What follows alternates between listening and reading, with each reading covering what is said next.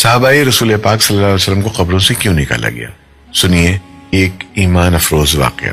عراق کا بادشاہ ملک فیصل اول گہری نیند میں تھا۔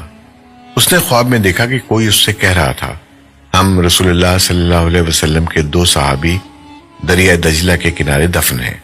دریا کا رخ تبدیل ہو رہا ہے، پانی ہماری طرف بڑھ رہا ہے۔ حذیفہ بن ایمان رضی اللہ تعالیٰ عنہ کی قبر مبارک میں پانی آ چکا ہے، جبکہ جابر بن عبداللہ رضی اللہ تعالیٰ عنہ کی قبر بھی نم ہونے لگی ہے۔ ہمیں یہاں سے نکال کر دریا کے کنارے سے کچھ فاصلے پر دفن کیا جائے۔ عراق کے بادشاہ نے یہ الفاظ خواب میں سنے، لیکن ان کی طرف کوئی توجہ نہ دی۔ دوسری رات پھر یہی الفاظ سنائی دیے، لیکن اس نے اب بھی توجہ نہ دی۔ تیسری رات یہ خواب عراق کے مفتی اعظم نور سعید پاشا کو دکھائی دیا۔ انہوں نے اسی وقت وزیر اعظم کو ساتھ لیا اور بادشاہ کی خدمت میں پہنچ گئے۔ جب انہوں نے بادشاہ سے اپنا خواب بیان کیا تو بادشاہ چونکا اور بولا، یہ خواب تو میں بھی 2 بار دیکھ چکا ہوں۔ اب انہوں نے مشورہ کیا۔ آخر بادشاہ نے مفتی اعظم سے کہا، پہلے آپ قبروں کو کھولنے کا فتویٰ دیں تاکہ میں اس خواب کے مطابق عمل کروں گا۔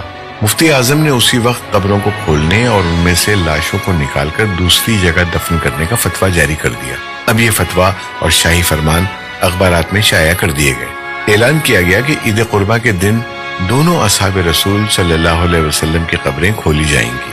اخبارات میں جوں ہی یہ خبر شائع ہوئی تو دنیا اسلام میں بجلی کی طرح پھیل گئی۔ اخبارات کی دنیا اس خبر کو لے اڑی، اور مزے کی بات یہ کہ یہ حج کے دن تھے۔ تمام دنیا سے مسلمان حج کے لیے مکہ اور مدینہ پہنچے ہوئے تھے۔ انہوں نے درخواست کی کہ قبریں حج کے چند روز بعد کھولی جائیں تاکہ وہ سب بھی اس پروگرام میں شرکت کر سکیں۔ اسی طرح حجاز، مصر، شام، لبنان، فلسطین، ترکی، ایران، بلغاریہ، روس، ہندوستان وغیرہ ملکوں سے شاہ عراق کے نام سے بے شمار تار پہنچے کہ ہم بھی اس موقع پر شرکت کرنا چاہتے ہیں، مہربانی فرما کر مقررہ تاریخ چند روز آگے بڑھا دی جائے۔ چنانچہ دنیا بھر کے مسلمانوں کی خواہش پر دوسرا فرمان یہ جاری کیا گیا کہ اب یہ کام حج کے 10 دن بعد کیا جائے گا۔ آخر کار وہ دن بھی آ گیا جب قبروں کو کھولنا تھا۔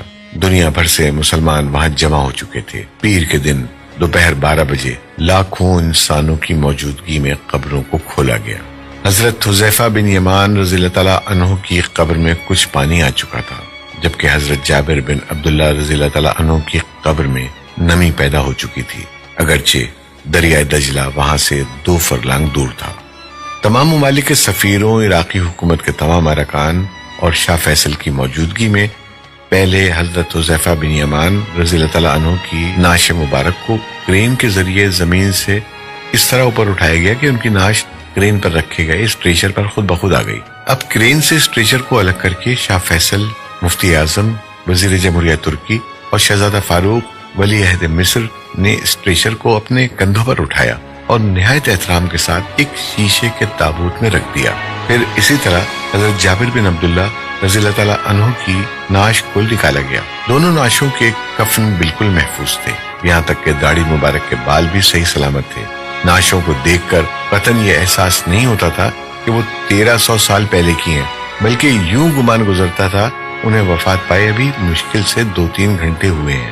سب سے عجیب بات یہ ہے کہ دونوں کی آنکھیں کھلی ہوئی تھیں، ان میں اس قدر تیز چمک تھی کہ دیکھنے والے ان آنکھوں میں آنکھیں ڈال کر دیکھ نہ سکے۔